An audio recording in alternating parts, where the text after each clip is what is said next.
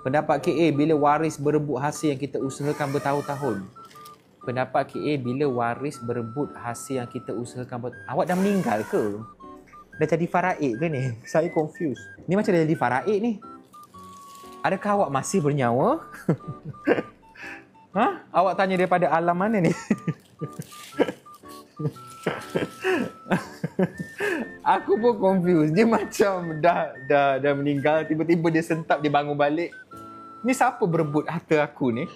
Macam tu dia punya bunyi bunyi soalan. Macam dia bangun balik.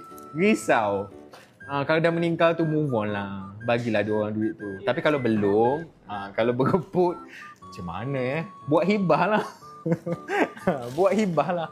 Ataupun sedekahkan terus. Ada orang kata tak tenang roh ni. Ya Allah, risau. Roh pun boleh masuk live stream sekarang.